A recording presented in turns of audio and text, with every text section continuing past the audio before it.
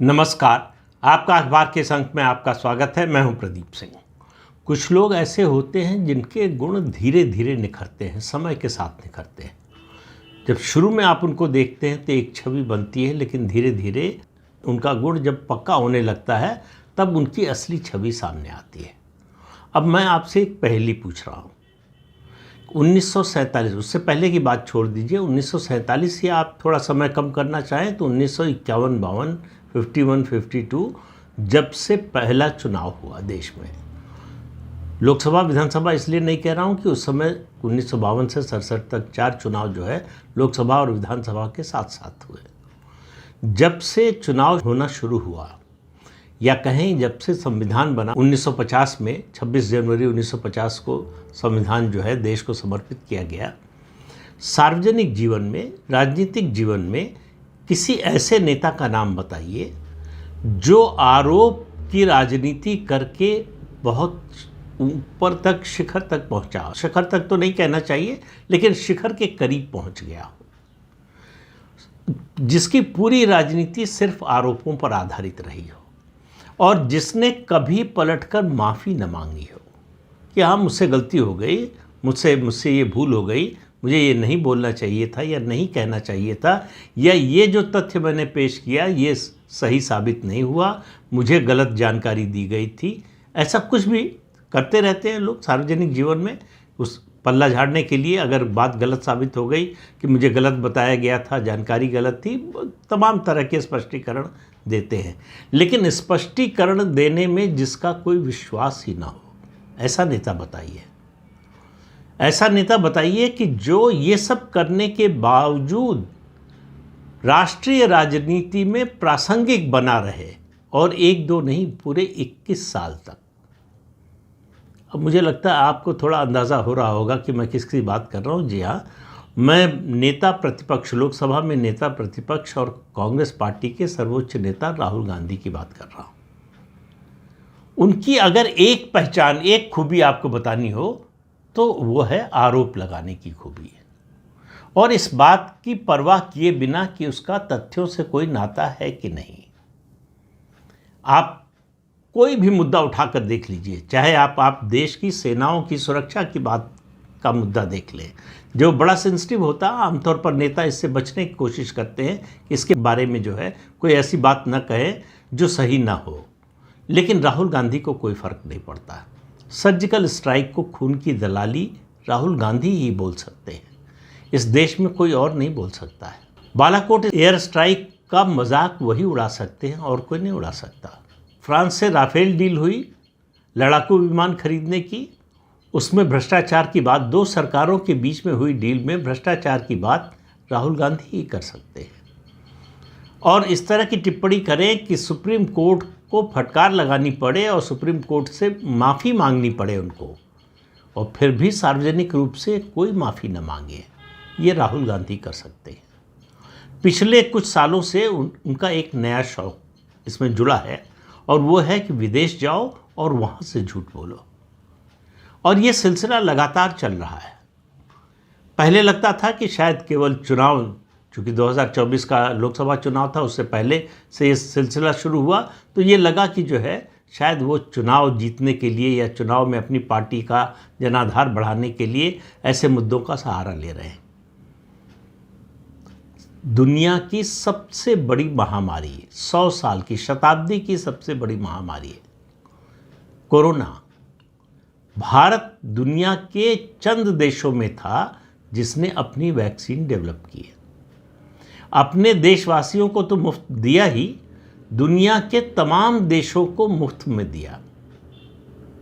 उस भारत की आलोचना दुनिया में और किसी देश ने, किसी नेता ने नहीं की, सिवाय राहुल गांधी के और उनके साथी दलों के नेताओं ने। किसी ने इसको बीजेपी की वैक्सीन बताया, किसी ने इसको फर्जीवाड़ा बताया, क्या क्या वैक्सीन के खिलाफ अभियान चलाया गया, ये सब आपको याद होगा। राफेल की मैंने बात की, और उसी समय नारा लगाया चौकीदार चोर है। सुप्रीम कोर्ट से साबित हुआ कि बिल्कुल गलत आरोप था। संसद में जो तथ्य दिए गए सरकार की ओर से, उससे साबित हुआ कि गलत है। और फिर जो जनादेश आया उसने भी कहा कि लोगों ने भरोसा नहीं किया राहुल गांधी की बात पर, लेकिन राहुल गांधी को कोई फर्क नहीं पड़ता। फिर वो विदेश जाकर जो है कि जनतंत्र खतरे में है, जनतंत्र को बचाइए, बाहर से बुला रहे हैं, यूरोप के देश को, अमेरिका के देशों को बुला रहे थे उस समय कि आइए, और क्या कर रहे हैं आप, भारत में जनतंत्र खतरे में है और आप आराम से बैठे हुए हैं, आइए हस्तक्षेप कीजिए और बचाइए। कोई बचाने नहीं आया, जो बचाने आए वो खुद ही चले गए। जिन्होंने पैसा दिया इस देश में लोकतंत्र बचाने के लिए नहीं, इस देश से लोकतंत्र को कमज़ोर करने, ख़त्म करने के लिए। जी हाँ, मैं अमेरिकी प्रशासन की बात कर रहा हूँ, बाइडेन प्रशासन की। उस समय जो डीप स्टेट था, CIA था, और बाइडेन प्रशासन और उनकी पार्टी डेमोक्रेटिक पार्टी किसी भी तरह से मोदी सरकार को और इस देश में डेमोक्रेसी को कमज़ोर करना चाहते थे, इस देश में अराजकता फैलाना चाहते थे। इसके प्रमाण अब निकलकर सामने आ रहे हैं, किस तरह से उन्होंने फंडिंग की, अराजकता फैलाने के नाम पर जो NGO बने, संगठन बने, उनकी फंडिंग जिस तरह से की, उनकी मदद जिस तरह से की। लेकिन राहुल गांधी को इस सब का भी कोई असर नहीं पड़ा। अब उनका एक लेटेस्ट मामला सामने आया है, हालांकि मतलब नई बात उन्होंने नहीं कही है, वो इससे पहले यहाँ भारत में इस बात को बोल चुके हैं। महाराष्ट्र के विधानसभा चुनाव हुए, कांग्रेस सहित उसके गठबंधन के साथी दलों का सफाया हो गया। 288 सीटें हैं महाराष्ट्र विधानसभा की, उसमें से 235 सीटें महायुति यानी भाजपा के नेतृत्व वाला जो गठबंधन था, जिसमें शिवसेना, एकनाथ शिंदे वाली पार्टी, और NCP अजीत पवार की पार्टी, इन 3 पार्टियों का जो गठबंधन था उसको 288 में से 235 सीटें मिली। लैंडस्लाइड विक्ट्री थी। अब वो राहुल गांधी के गले के नीचे आज तक नहीं उतर रही है। तो उन्होंने अपने जो प्रोपेगेंडा चलाने वाले हैं उनसे इस तरह की खबरें बनवाई कि हम हारे नहीं, हराए गए। क्योंकि जैसे कहेंगे कि हारेंगे तो जवाबदेही तय करनी पड़ेगी, किसकी वजह से हारे, कौन जिम्मेदार है इसके लिए। तो इन सब सवालों से बचने का एक ही तरीका है, कह दीजिए हम तो हारे नहीं, हमको हराया गया। और ये आदत हो गई है पिछले कम से कम 10-11 साल से विपक्ष की, कि जहां हार जाते हैं वहां EVM को दोष देते हैं, चुनाव आयोग को दोष देते हैं। इस बार मामला थोड़ा और उन्होंने आगे बढ़ा दिया, एक झूठी बात का सहारा लिया। कहा कि 5:30 बजे, शाम को 5:30 बजे, जिस दिन मतदान था महाराष्ट्र में, उस दिन इलेक्शन कमीशन ने जो फिगर बताई वोटिंग परसेंटेज की, और उसके बाद जो अंतिम फिगर बताई, दोनों में पहले कहा 45 लाख, अब कह रहे हैं कि 65 लाख वोटों का अंतर आ गया, कि अचानक 65 लाख वोट बढ़ गए। तो राहुल गांधी का कहना है कि अगर इतने लोगों ने ज़्यादा वोट किया तो इसका मतलब सुबह 2 बजे तक वोटिंग चलती, तब ये लोग वोट डाल पाते। तो 2 बजे तक वोटिंग तो हुई नहीं। इलेक्शन कमीशन को चिट्ठी लिखी कांग्रेस पार्टी ने, इलेक्शन कमीशन ने विस्तार से जवाब दिया। महाराष्ट्र के चुनाव अधिकारी ने इसका जवाब दिया, कहा कि हमने जो 5 बजे फिगर बताई उसमें पोस्टल बैलेट शामिल नहीं थे, और पोस्टल बैलेट शामिल होने के बाद भी जो है 5 बजे तक का समय था, लेकिन 6 बजे तक लोगों ने वोट किया, जो हर चुनाव में अक्सर खास तौर से जो अर्बन और सेमी अर्बन इलाके होते हैं वहाँ ये होता है। और कहा कि दोनों में शाम 5 बजे तक 58.22% वोट पड़ा, जो फिगर दी इलेक्शन कमीशन ने, और जो आखिरी फिगर दी, अंतिम फिगर दी, उसके हिसाब से 66.05% पोलिंग हुई। आप देखिए कि इस संख्या में चुनाव आयोग चाहे भी तो गड़बड़ नहीं कर सकता। अब आप कहेंगे कैसे गड़बड़ नहीं कर सकता? एक फॉर्म होता है, फॉर्म 17C, जो हर पोलिंग बूथ पर होता है। उससे पोलिंग बूथ पर जो एजेंट होते हैं पार्टियों के, या बल्कि ज़्यादा कहना ठीक होगा कि उम्मीदवारों के, क्योंकि निर्दलीय उम्मीदवार भी होते हैं, वो फॉर्म C भरते हैं कि कितने वोट उनके पोलिंग बूथ पर हैं और कितने पड़े। और इस पर सभी जो एजेंट हैं, सभी पार्टियों के और उम्मीदवारों के, उनके दस्तखत होते हैं। इसी को फाइनल माना जाता है, इसी को सबसे ज़्यादा ऑथेंटिक माना जाता है, क्योंकि ये सबकी सहमति से बनता है, सबकी जानकारी में बनता है और वास्तविक फिगर होती है। इसको जब जोड़ता है चुनाव आयोग, तब अंतिम जो है प्रतिशत या संख्या बताता है कि कितने वोट पड़े। उससे पहले टेलीफोन पर जो जानकारी मिलती है मौखिक, उसके आधार पर एक टेंटेटिव फिगर शाम 5 बजे दी जाती है।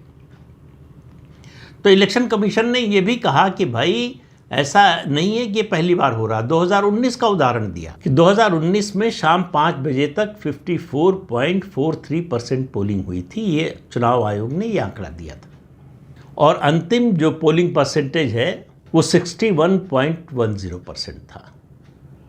तो उस समय लगभग 7% का अंतर था, इस बार लगभग 8% का।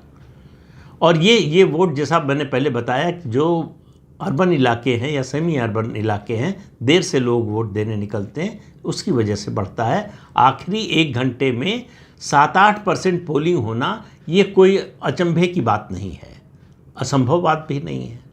ये सब एक्सप्लेन चुनाव आयोग कर चुका है, सब कुछ बता चुका है। लेकिन राहुल गांधी ने अमेरिका में जाकर चुनाव आयोग पर सवाल उठाया, कहा कि चुनाव आयोग कॉम्प्रोमाइज्ड है। अब आप इससे अंदाज़ा लगाइए कि ये सिर्फ बात चुनाव की नहीं है, ये भारत की एक संवैधानिक संस्था की बदनामी, उसकी गरिमा को गिराने, उसकी प्रतिष्ठा को गिराने का मुद्दा है। दुनिया भर में भारत के चुनाव आयोग की प्रशंसा होती है। भारत में जिस तरह से निष्पक्ष चुनाव होते हैं उसकी प्रशंसा होती है। तमाम देश हैं दुनिया के जो अपने यहाँ बुलाते हैं भारत के चुनाव आयोग के अधिकारियों को कि हमारे लोगों को ट्रेनिंग दीजिए। लेकिन राहुल गांधी को भरोसा नहीं है। राहुल गांधी ने आज तक ऐसे किसी भी राज्य के चुनाव के नतीजे पर सवाल नहीं उठाया है जहां उनकी पार्टी या उनके सहयोगी दलों की जीत हुई हो। जहां वो हार जाते हैं वहीं उनको चुनाव आयोग और इलेक्ट्रॉनिक वोटिंग मशीन, इन सब में गड़बड़ी नज़र आती है। मैं कहता हूं तर्क के लिए मान लीजिए कि उनका जो है आरोप सही है। तो उन्होंने आरोप लगाया, चुनाव आयोग ने जवाब दे दिया, तथ्यात्मक रूप से जवाब दे दिया। अब ये भी संभव है कि आप उस जवाब से संतुष्ट ना हो, तो डेमोक्रेसी में उसके बाद का तरीका क्या है, अगला कदम क्या है कि आप सुप्रीम कोर्ट चले जाइए, सुप्रीम कोर्ट से कहिए कि हमको ये इस जो जवाब दिया है चुनाव आयोग ने उस पर भरोसा नहीं है, क्योंकि चुनाव की निष्पक्षता का सवाल है, इसलिए आप इसकी जांच कराइए। तो सुप्रीम कोर्ट से आपको जो है न्याय मिल जाता। अगर चुनाव आयोग ने गलती की है तो उसकी सज़ा मिलती, उस हिसाब से जो है चुनाव के नतीजे के बारे में फैसला होता। लेकिन आपको मालूम है कि अगर ऐसा करेंगे तो सच्चाई सामने आ जाएगी। आपको सच्चाई नहीं सामने आने देना है। और जब ये आदत बन जाती है इस तरह के आरोप लगाने की, झूठ बोलने की, तो आदमी कुछ भी बोलता है। अमेरिका में ही उन्होंने एक बात और कही।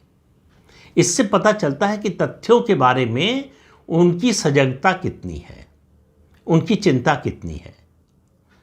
तो अपने परिवार की वाहवाही करनी थी उनको। अपने परिवार के अलावा भारत में और कुछ अच्छा नहीं लगता। कोई भी व्यक्ति या कोई भी संस्था या कोई संगठन या कोई संवैधानिक संस्था वो प्रशंसा के लायक नहीं लगती। किसी एक संस्था की प्रशंसा नहीं की होगी राहुल गांधी ने, खासतौर से पिछले 11 साल में। तो परिवार की प्रशंसा करने में उन्होंने कहा कि गांधी जी को जब इंग्लैंड में ट्रेन के फर्स्ट क्लास के डिब्बे से फेंका गया था। अब आप देखिए, पहला झूठ, गांधी जी के साथ जो घटना हुई वो दक्षिण अफ्रीका में हुई, इंग्लैंड में नहीं हुई थी। अब ये बेसिक जानकारी आज 6ठी, 7वीं, 8वीं के बच्चे को भी पता है, और जो स्कूल नहीं गया उनमें से भी बहुत से लोगों को पता होगी। राहुल गांधी को पता नहीं है। वो देश के प्रतिपक्ष के नेता हैं। देश के जनतंत्र का दुर्भाग्य इससे समझिए कि किस समझ के स्तर का व्यक्ति प्रतिपक्ष का नेता है। परिवार की प्रशंसा करनी थी तो उन्होंने कहा कि मेरे पिता के नाना यानी जवाहरलाल नेहरू अपने कज़न्स के साथ, अपने चचेरे भाइयों के साथ गए इलाहाबाद रेलवे स्टेशन पर और अंग्रेज़ों को ट्रेन के फर्स्ट क्लास के डिब्बे से निकालकर बाहर फेंक दिया। अब ये कहानी तो आपने कभी नहीं सुनी होगी। ये कहानी सिर्फ राहुल गांधी को पता है। ये कहानी कभी जवाहरलाल नेहरू ने किताबें लिखी, किताबों में नहीं लिखा। उनके जीवनीकार हैं, इतिहासकार हैं, उन्होंने नहीं लिखा। गांधी परिवार के किसी और व्यक्ति ने नहीं लिखा, और परिवार के जो इतिहासकार हैं, लेखक हैं, उन्होंने नहीं लिखा। लेकिन फिर भी हम कह रहे हैं कि मान लीजिए राहुल गांधी जो कह रहे हैं वो सच है। अब जरा दो तथ्यों पर गौर कर लीजिए। गांधी जी के साथ ये घटना हुई 1893 में, 1893 में, और जवाहरलाल नेहरू का जन्म हुआ 1889 में। यानी गांधी जी के साथ ये जो घटना हुई बताई जाती है, उस समय जवाहरलाल नेहरू की उम्र सिर्फ 4 साल थी। तो 4 साल का बच्चा अपने चचेरे भाइयों के साथ इलाहाबाद रेलवे स्टेशन चला गया। उस समय इलाहाबाद, आज प्रयागराज, चला गया और डिब्बे में घुस गया, रेलवे कंपार्टमेंट में, फर्स्ट क्लास में, और अंग्रेज़ों को निकालकर बाहर फेंक दिया। अब इस पर आप हंसेंगे कि रोएंगे? अपना सर फोड़ेंगे, किसी और का तो फोड़ नहीं सकते, तो दीवार पर अपना ही सर मार सकते हैं। कि देश में नेता प्रतिपक्ष का क्या हाल है, उसके बौद्धिक स्तर का क्या हाल है। और उससे ज़्यादा मैं कहता हूँ कि सभी नेताओं के सलाहकार होते हैं, रिसर्चर होते हैं, उनको जानकारियाँ देते हैं, रिसर्च करके बताते हैं, तारीख, घटना, ये सब चीज़ें बताते हैं। किस तरह के रिसर्चर, किस तरह के सलाहकार राहुल गांधी के हैं, ये समझ लीजिए। उनका बौद्धिक स्तर क्या है, इससे समझ लीजिए। लगता है उन लोगों ने भी छोड़ दिया है कि भाई राहुल गांधी को बोलना वही है जो वो बोलना चाहते हैं, और जो वो बोलना चाहते हैं वो सच हो, ये ज़रूरी नहीं है। उनको ये गलतफहमी है कि वो जो बोलेंगे उसको लोग सच मान लेंगे, और उसका एक ऐतिहासिक संदर्भ है। और ये घटना शायद मैं आपको पहले भी बता चुका हूँ, फिर से बता रहा हूँ याद दिलाने के लिए। ये बात है 1956 की। इस देश का पहला घोटाला जवाहरलाल नेहरू के प्रधानमंत्री रहते हुआ जीप घोटाला। आर्मी के लिए इंग्लैंड से जीप खरीदी गई थी जो सब कंडम थी। पूरा पैसा दे दिया गया, आधी सप्लाई हुई, और जो जीपें आई वो चलने लायक नहीं थीं। ये आर्मी के लिए खरीद थी, और कृष्ण मेनन ने कराई थी ये डील। फिर भी जो है, न तो मुकदमा किया गया उस कंपनी पर, न उस कंपनी से पैसे वापस मांगे गए। संसद में इस पर हंगामा मचा, जांच की मांग हुई, जांच कमेटी बैठी, उसने जांच की रिपोर्ट दी, उसने कहा कि घोटाला हुआ है, लेकिन इसकी विस्तार से और जांच की ज़रूरत है, तो बाकी तथ्य सामने आएंगे। उस समय देश के गृह मंत्री थे गोविंद वल्लभ पंत। उन्होंने प्रेस कॉन्फ्रेंस की, उन्होंने कहा हमें जांच की रिपोर्ट मिल गई है, और उसमें आगे जांच की बात कही गई है, माना गया है कि घोटाला हुआ है, लेकिन हम इस रिपोर्ट को एक्सेप्ट नहीं करते। हम इसको संसद के पटल पर नहीं रखेंगे, सदन के पटल पर नहीं रखेंगे, और इसमें आगे कोई जांच नहीं कराएंगे। और फिर कहा विपक्ष चाहे तो इसे चुनाव का मुद्दा बना सकता है। 57 में चुनाव होने वाले थे। बड़ा आश्चर्य हुआ कांग्रेस के भी बहुत से लोगों को। उन्होंने पूछा पंत जी से कि ये आपने क्या आखिरी लाइन बोल दी। उन्होंने कहा देखो, एक बात को समझ लो कि इस देश के लोग वही बात मानेंगे जो नेहरू बोलेंगे। बाकी कौन क्या बोल रहा है इससे कोई मतलब नहीं है। जो नेहरू बोलेंगे उसी को सच माना जाएगा। इसलिए विपक्ष के इस हंगामे से, इस अभियान से कोई फर्क नहीं पड़ता। तो शायद किसी ने बताया होगा राहुल गांधी को, तो उनको भी लगता है कि वो जो बोलेंगे उसी को लोग सच मानेंगे।